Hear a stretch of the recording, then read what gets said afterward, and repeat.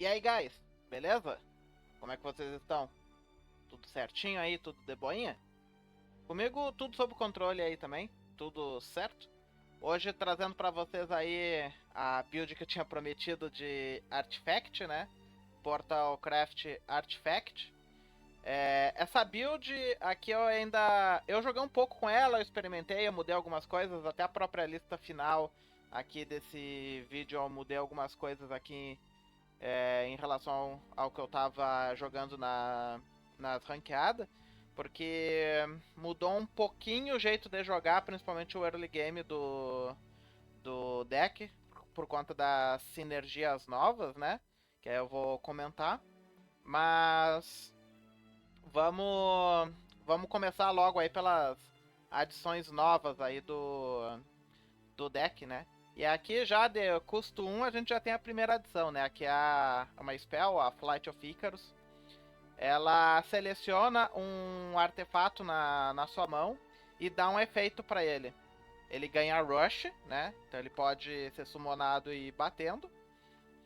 E Last Words, né? Quando ele morre, você compra uma carta. Então isso aqui ajuda você a manter com a mão sempre carregada de coisas que não sejam só peças e artefatos, né? Outras coisas relevantes para vocês continuarem aí jogando, né? E então, se vocês colocarem essa efeito dessa spell em um artifact da sua escolha ali na sua mão, e você ficar replicando cópias dele pro campo com as outras cartas, vocês vão aproveitar esse efeito aqui várias vezes, né? Então essa aí que é a ideia. Aqui tem a novata também desse set que chegou, a Carnélia. Ela faz algo parecido.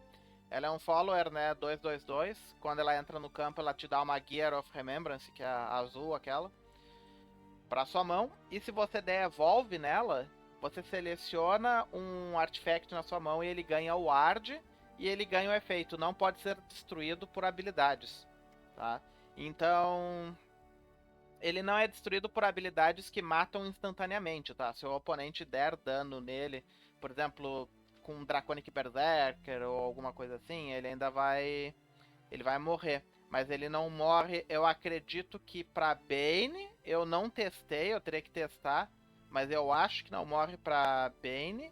E não morre pra habilidades de insta-kill. Por que isso é relevante pra gente? Não pode ser destruído por habilidades.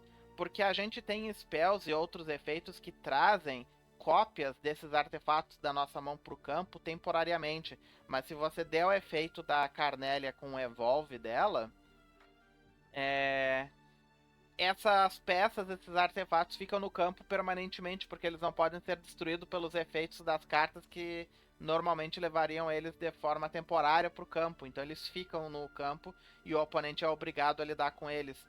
Aí eles acabam virando toda vez que você invocar eles, vai ser como se você estivesse trazendo ele pelo efeito da Aloete, que a Aloete traz uma cópia permanente, né? Isso também tem uma sinergia aqui com esse amuleto novo do deck, que também é um two drop. Quando você joga ele, ele bota uma Gear of Ambition na sua mão, que é a vermelha. E se você der engage custo 3, tá? Ele por si só é custo 2, então se você quiser só jogar ele e utilizar só para trazer a cópia, ele seria no total custo 5. O interessante não é fazer isso, essa é uma jogada bem fraca, porque custo 5 você poderia estar jogando a Aloete e dar Evolve nela e trazer uma cópia, e você vai ficar com duas coisas no campo, ou jogar uma Doomright Resurgence e invocar duas coisas. Então a ideia é você jogar isso, por exemplo, no turno 2 e depois, em outro turno no futuro, você gastar os 3 pontos aí. Mas o que ele faz quando você dá Engage 3? Destrói o amuleto, seleciona um artefato na sua mão que custa 5 ou menos e summona uma cópia exata dele. E no final do turno esse amuleto é destruído. Se esse amuleto tiver buffado com o Evolve da Carnélia, ele não é destruído, ele fica no campo porque é um efeito de insta-kill, ele não morre. Então qual que é o esquema que você pode fazer? No turno que você joga a catapulta, Artifact Catapult, e no turno que você puder dar Evolve, se o campo permitir, se o campo do oponente não tiver lotado, você pode usar a Carnélia, dar Evolve, buffar um artefato que você queira na sua mão, matar alguma coisa no campo com o evolve dela, né? Quando você puder atacar. E começar a se beneficiar a partir desse turno. Se você conseguir buffar o mesmo amuleto com Flight of Icarus e com a Carnélia, você vai beneficiar daquele amuleto e os buffs dele pelo resto do jogo inteiro. E tentar criar o seu Snowball a partir daí. Porque esse deck, como vocês podem ver, eu não estou rodando a One Drop deles. Que é a Elise. A única carta de custo 1 que eu tô rodando junto com o Flight of Icarus é a Artifact Recharge, que te dá duas engrenagens para começar a fazer Artifact, mas criatura não tem nenhuma. Então tem só 3 criaturas aqui de custo 2, né? O ideal seria estar rodando uma terceira Carnélia aqui, eu preciso ajustar, porque esse deck sofre bastante no early para alguns outros decks, tem muito agro rolando aí atualmente. Então é ideal colocar uma terceira Carnélia e tirar alguma coisa. De repente tirar a terceira Flight of Icarus, porque na realidade você vai usar só uma, né? Você vai precisar só de uma, então dá pra tirar uma daqui e colocar uma terceira Carnélia. Eu não coloquei porque eu não tenho a terceira Carnélia e eu não quis craftar, mas acho que é o mais ideal fazer isso. O nosso hottest boy around, né? O Karula. Ele é a lendária nova para Artifact. E o que ele faz? Ele... Quando você joga ele no campo, né? Ele é um custo 6, então ele é 6, 5, 4. Você joga ele no campo, seleciona um artefato da sua mão e invoca. Simples assim. Ele é basicamente uma cópia da Aloete com um custo a mais, com mais ataque, que não precisa gastar Evolve para fazer. Isso por si só já é muito bom. E se você der Super Evolve nele, ele ataca 2 vezes. Não necessariamente você vai querer dar Super Evolve, mas se você estiver sendo muito pressionado, você pode acabar querendo gastar o seu Super Evolve e chamar o outro amuleto, o artefato, quer dizer, que se tiver Rush e tudo mais, ele já vai te ajudar a dar uma limpada no campo. Aqui eu tô rodando 2 Odin também. Todos os outros decks eu acho que eu tô rodando Odin também. É muito forte.